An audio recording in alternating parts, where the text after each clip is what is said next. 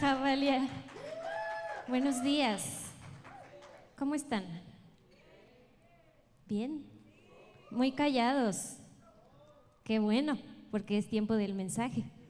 Es momento de estar callados y poner atención.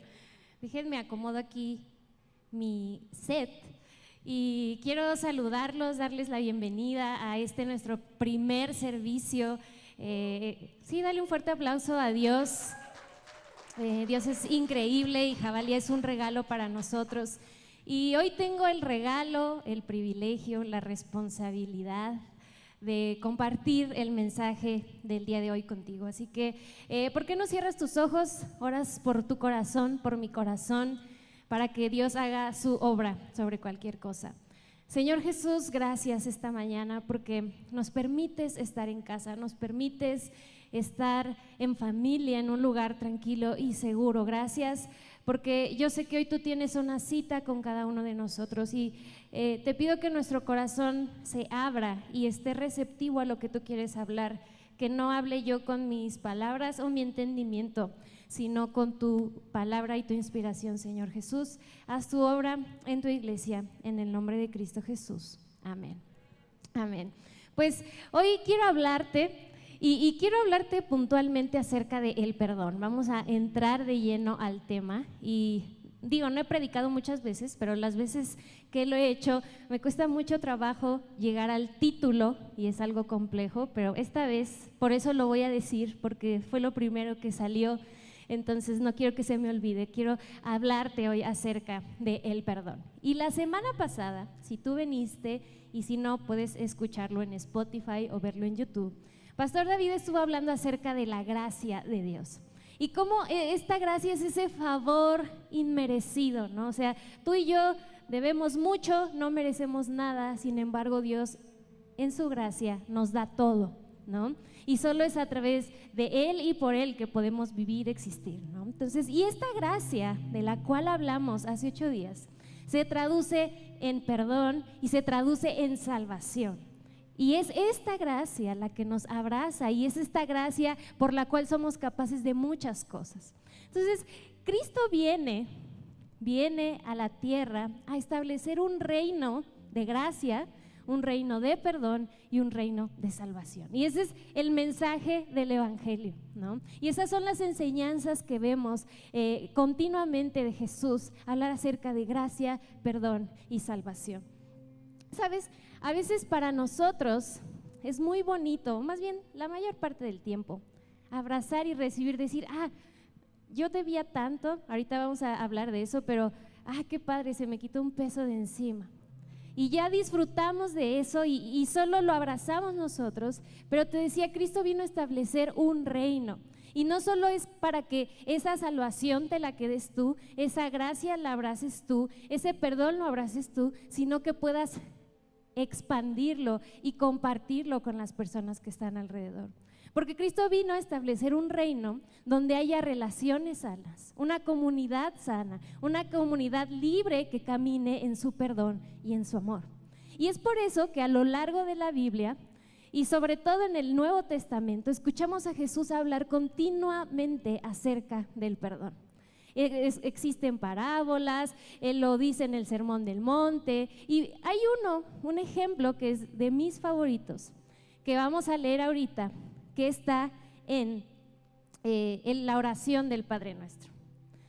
Y esta oración está en Mateo 6 y seguro aquí todos o la mayoría se la saben, pero no voy a leer todo el capítulo ni todo el pasaje, pero quiero puntualizar en un versículo que habla acerca del perdón y es el versículo 12, porque dice, Jesús les está enseñando a las personas cómo deben orar, ¿no? Ok, ya fuiste rescatado, ya fuiste perdonado, ya estás construyendo una relación con Dios, ¿cómo te comunicas con Él? Es lo que les está enseñando.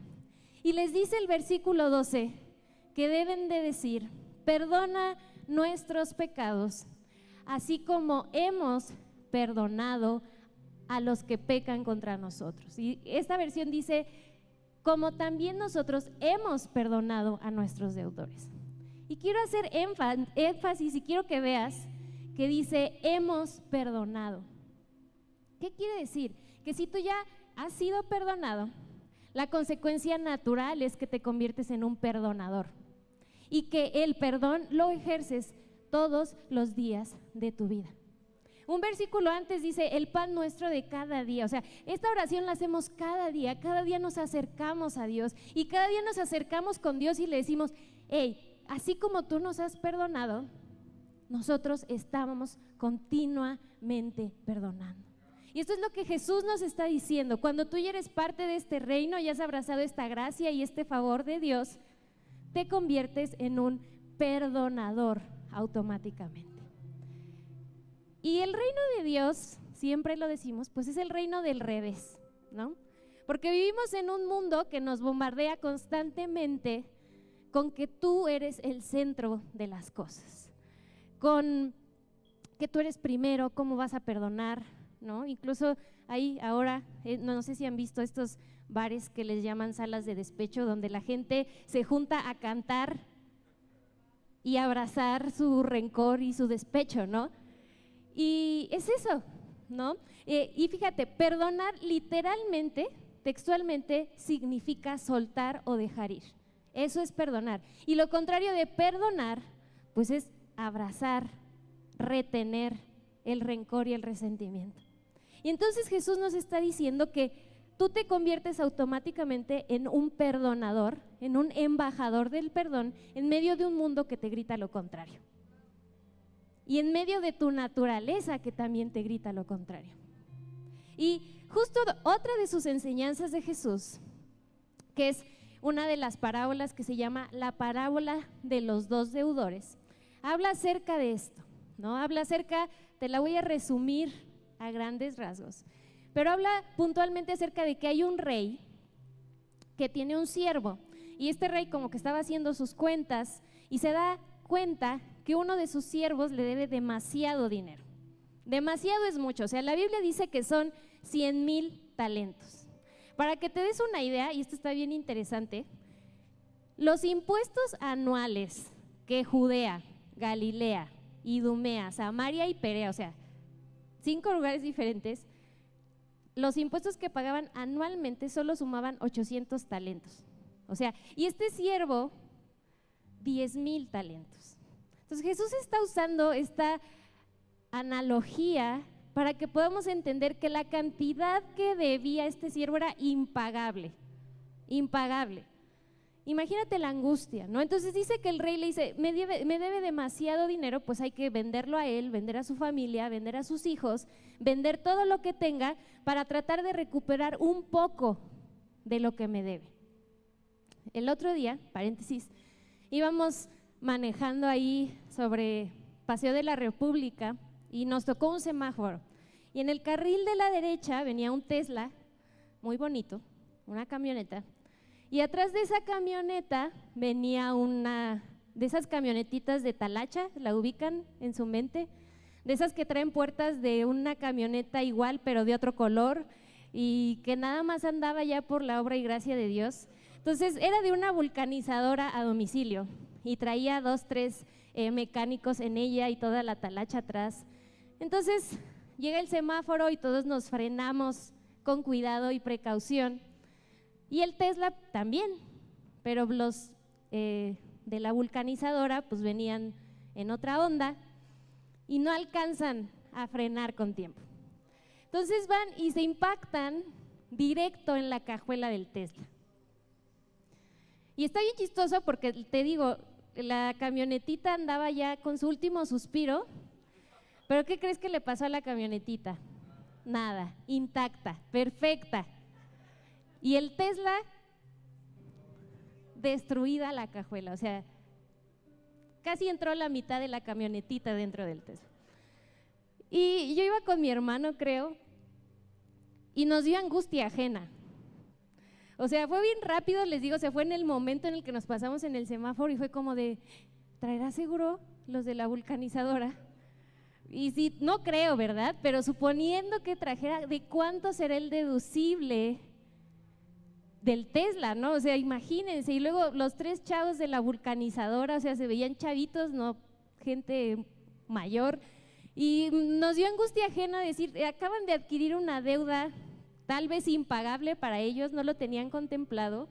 Y te digo, nos empezó a dar angustia ajena de la deuda que acababan de adquirir. Y así de angustiado, o muchísimo más, estaba yo creo que este siervo, que incluso su familia estaba en riesgo. Sus decisiones y sus irresponsabilidades lo habían llevado a este punto, de deber más dinero del que podía pagar, que incluso su familia estaba por perderse. Entonces dice que se acerca al rey y le dice, por favor, perdóname, o sea, tenme paciencia, ten piedad de mí y te voy a pagar. Y yo me pongo en la posición del rey y sabía que esa promesa era mentira, ¿saben? O sea, no le alcanzaba ni vendiendo a su familia. Y aún así, el rey le dice, está bien, tu deuda está cancelada, ya no me debes nada. Todo lo que me debías, encontré una referencia que también dice que eran 60 millones de días de salario. O sea, tenía que trabajar 60 millones de días, o sea, ni siquiera los hijos de sus hijos iban a poder pagarlo. Pero le dice, está bien, te perdono. Y el siervo dice, ay, ya, la libré, ya no debo nada. Pero dice la Biblia que saliendo de esa audiencia con el rey, se encuentra a un compañero que le debía, ahí les voy, para no mentirles, 100 denarios, que era equivalente a 100 días de salario. O sea, este señor debía 60 millones y él le debían solo 100 días de salario. ¿Y qué creen que dijo? Págame. ¿Cómo no me vas a pagar? Y su amigo o su compañero le dice, por favor, tenme paciencia que yo te voy a pagar. O sea, el mismo argumento que este señor usó para pedir perdón a su conveniencia, lo usa su compañero y él le dice, no, pues no soy tonto, nunca me vas a pagar, y lo manda a la cárcel. Y entonces el rey se entera y le dice, ¿qué onda? Yo te perdoné una cantidad impagable y tú no pudiste extender esa misericordia a alguien que vino a pedirte lo mismo. Y este ejemplo es un ejemplo de alguien que recibió gracia, que recibió favor, pero no lo abrazó realmente. Porque se dejó él en el centro de su vida. Dejó sus intereses sobre cualquier otra cosa. ¿Qué puedo obtener yo? Era una persona egoísta, porque aunque recibió gracia y favor, su corazón seguía indiferente, mezquino, buscando el yo siempre. Ya obtuve perdón, ahora ¿qué más puedo obtener de la gente que me rodea? Y por eso te decía que el reino de Dios es justo el reino de contradicciones, porque Jesús viene a establecer un reino donde tú y yo no somos el centro, y no es que busquemos qué más puedo obtener de Dios, ya me diste salvación, ahora dame esto otro, y con las personas que nos rodean, dame esto. No es así, es qué más puedo dar yo, porque así lo hizo Jesús. Ahora, ¿no crees que Dios es indiferente? Claro que sabe que hay procesos y que no es lo mismo perdonar al señor de la vulcanizadora que te chocó el Tesla y que no tiene para pagarte, que no es lo mismo perdonar a tu hijo que rompió un jarro muy caro, que a un amigo que te traicionó, que a un esposo o a una esposa que rompió un acuerdo, que te mintió. Dios lo sabe. Dios no es indiferente a eso. Y por eso es increíble la Biblia, porque encontramos ejemplos de todo eso. Y hoy quiero hablarte de 3 ejemplos, de 3 personas que lograron abrazar la gracia de Dios, abrazar ese favor y ver a Dios y ser capaces de ejercer ese perdón. No solo abrazarlo para quedárselo, sino para compartirlo con los que los rodeaban. Porque como te decía, cuando tú y yo somos perdonados, automáticamente nos convertimos en perdonadores, en personas que establecemos el reino de Dios, ese reino que te decía que es de perdón, de amor, de gracia y de salvación. Y eso no es algo que buscamos, sino es algo que viene como fruto de nuestra conexión con Dios. Y te decía que hay 3 ejemplos que son 3 historias interesantes, no las vamos a ver todas a profundidad, pero el primer ejemplo es el rey David. El rey David y su relación con Saúl. Y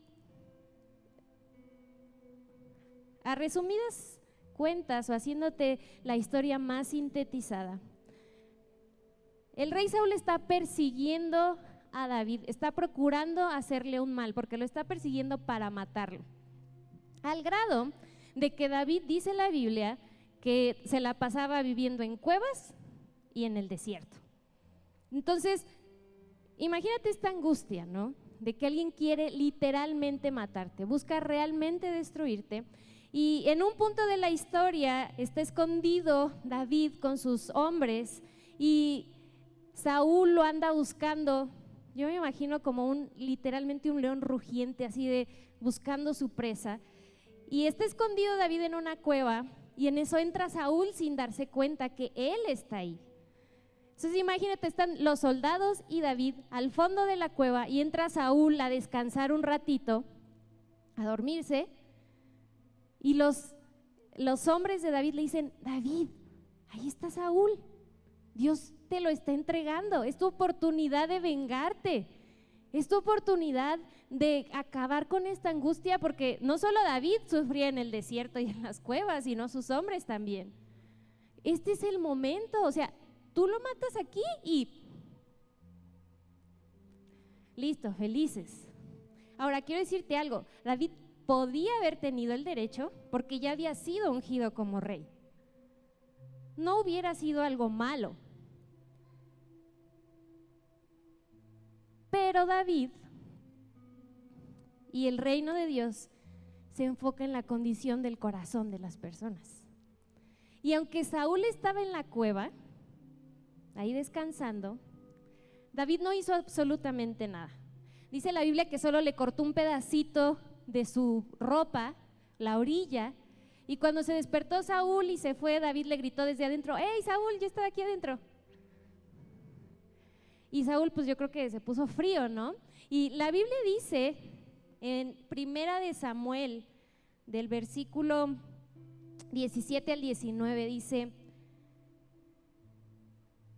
son palabras de Saúl que le dice: más justo eres tú que yo, le está diciendo Saúl a David, que me has pagado con bien, habiéndote yo pagado con mal. Tú has mostrado hoy que has hecho conmigo bien, pues no me has dado muerte, habiéndome entregado Jehová en tu mano. Porque ¿quién hallará a su enemigo y lo dejará ir sano y salvo?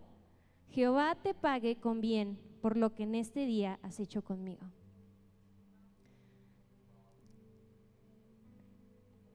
Están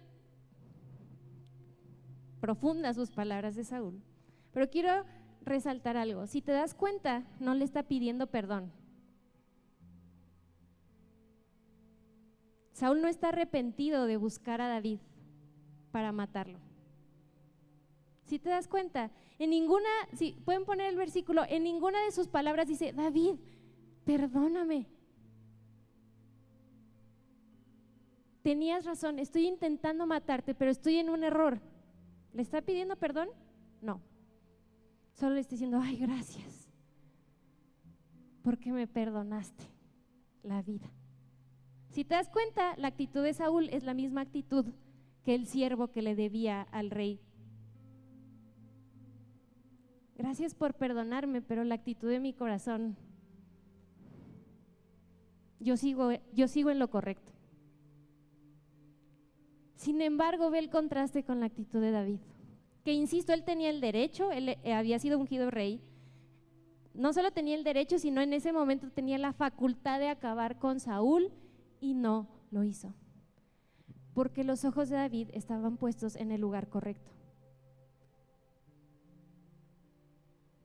Y este proceso no sé cuánto le haya costado a David asimilarlo y abrazarlo, para ser capaz de que en el momento en el que su enemigo estaba a sus pies, extender gracia, amor y favor. No sé, Tal vez, o más bien no tal vez, yo creo que el desierto y las cuevas forjan tu corazón. Y por eso él fue capaz de hacerlo. Y ahí te va otro ejemplo, que este es más conocido, el ejemplo de José. José, esa historia la sabemos, sus hermanos lo venden, lo abandonan, lo traicionan, lo humillan, lo mandan siendo un niño a Egipto como esclavo. Y su proceso de José duró 22 años. 22 años en Egipto, de los cuales 13 años fue esclavo. 13. Pero dice la Biblia que cuando sus hermanos llegan, y también ahí después de una medio telenovela que se armó José, les extiende el perdón. Y les dice, y quiero que leamos Génesis 45:5.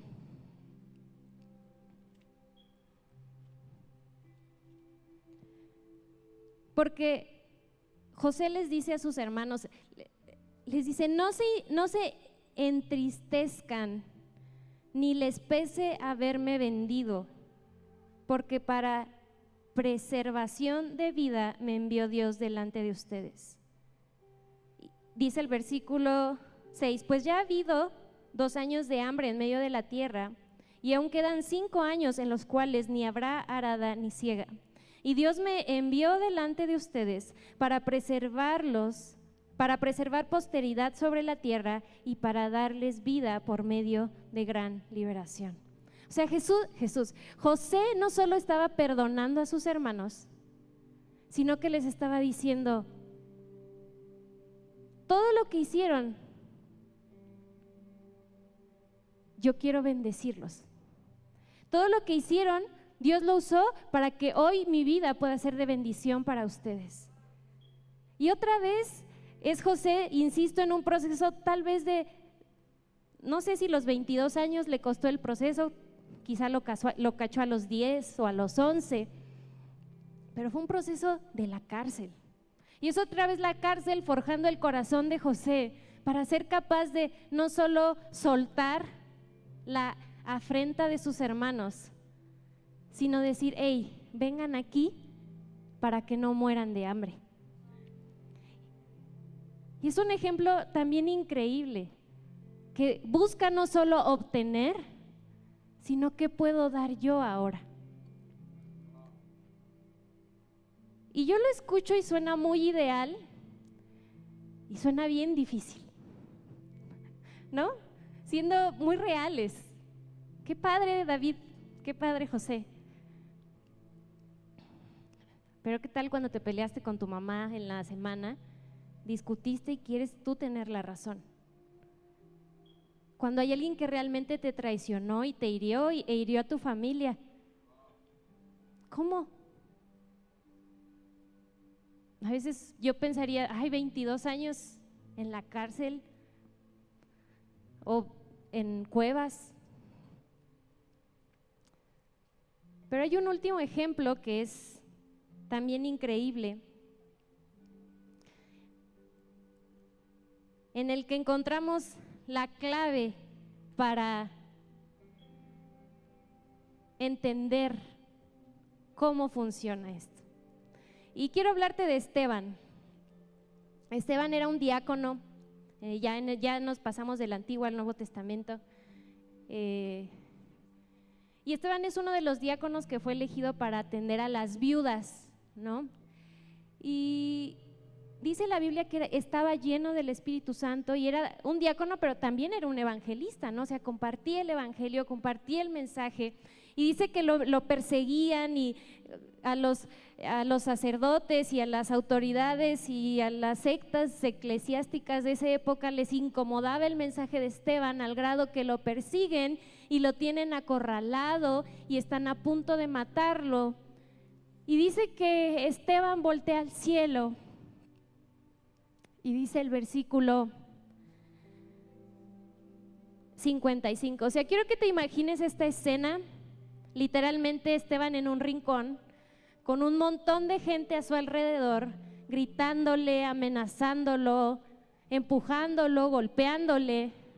Y Esteban dice que voltea al cielo y dice, el versículo 55 de Hechos 7 dice, pero Esteban, lleno del Espíritu Santo, puestos los ojos en el cielo, vio la gloria de Dios y a Jesús que estaba a la diestra de Dios. Y gritó Esteban, dijo Esteban, he aquí veo los cielos abiertos y al Hijo del Hombre que está a la diestra de Dios. Esteban dijo eso y le llovieron más piedras. Y ojalá pudiera describir la magnitud de esa escena, porque literalmente matan a Esteban. Pero lo más impresionante son sus palabras de Esteban. A David lo querían matar y él andaba huyendo y no lo mataron. A José lo vendieron y sufrió como esclavo y tuvo un tiempo para procesar esa herida, para procesar esa afrenta, soltar y perdonar. Pero Esteban, en ese momento, sus palabras fueron, en el versículo 60 dice, y puesto de rodillas, clamó a gran voz, Señor, no les tomes en cuenta este pecado. Y murió. Esteban fue capaz de en el instante soltar y perdonar. Pero ¿sabes cuál fue la clave? Que vio a Jesús, que puso sus ojos en Jesús. Y no sé si te suenan familiares las palabras de Esteban. No les tomes en cuenta su pecado. Jesús las dijo antes. Jesús en la cruz lo dijo. Perdónalos porque no saben lo que hacen. Mientras Jesús estaba muriendo, lo dijo. Y entonces Esteban, que había conocido a Jesús de tal forma, que había abrazado la gracia y el perdón de tal manera, fue capaz de que en el momento en el que lo estaban asesinando, hacer a un lado su dolor y ver directo a Jesús. Y ni siquiera, yo pienso que yo diría, Jesús, ya llévame. Jesús, ayúdame. Esa sería mi oración. Sácame de aquí, deténlos. No pidió que se detuvieran, no pidió que Jesús lo ayudara. Solo dijo, no les tomes en cuenta esto, porque mantuvo sus ojos en Jesús. Y esa es la clave. Perdonar es complejo, es difícil, pero insisto, Dios lo entiende. Dios sabe que tal vez te tome un día, un instante como Esteban, que te tome una semana o que te tome un año, pero Dios quiere que en ese proceso veas y pongas tus ojos fijos en Él. Que cuando te sientas débil y no entiendas cómo es que vas a perdonar, veas el ejemplo de Jesús. Veas sus brazos extendidos en esa cruz dándolo todo por ti. Que cuando sientas la frustración más grande porque no entiendes, puedas voltear y creer. Porque por eso vino Jesús. A eso vino Cristo. Dice la Biblia en Isaías que el herido fue por nuestras rebeliones y que por sus llagas hemos sido sanados. Y normalmente usamos ese pasaje para hablar de sanidad física, pero sobre todo es sanidad del corazón.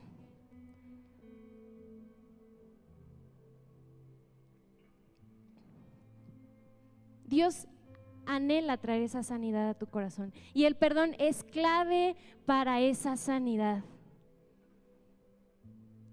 Y a veces cuesta soltar, pero Jesús es ese lugar seguro a donde puedes voltear y encontrar fuerzas para seguir y caminar adelante como lo hizo Esteban. Así que hoy mi invitación es que cuando te sientas débil y frustrado, puedas voltear y ver a Jesús y abrazar su gracia y su favor, y Él te va a dar la capacidad de vencer, de afrontar y de ver a tus enemigos como a un prójimo al cual puedes bendecir. Y creo que eso es lo que hoy Dios quiere hacer.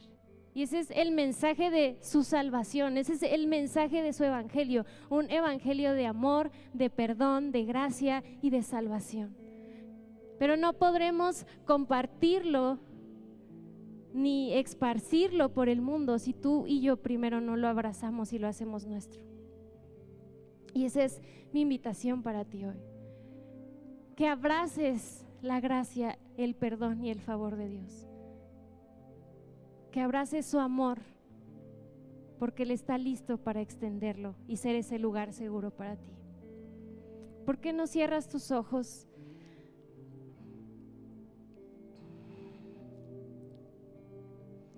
Señor Jesús, gracias.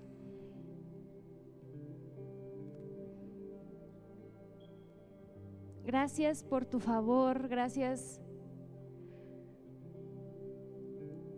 por cancelar nuestra deuda impagable. Gracias por entender nuestros procesos, nuestra naturaleza y por caminar con nosotros a través de cada uno de ellos. Te pido que traigas sanidad a nuestros corazones, que traigas sanidad a los corazones que están aquí, que traigas gozo y paz, Jesús, y que podamos mantener nuestros ojos fijos y puestos en ti.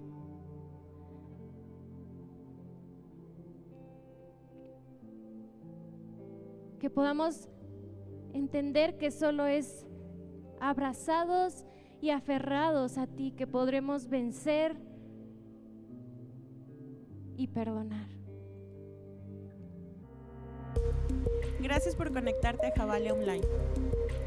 Suscríbete a nuestro canal y síguenos en nuestras redes sociales. Juntos conectamos generaciones con Dios que cambian el mundo.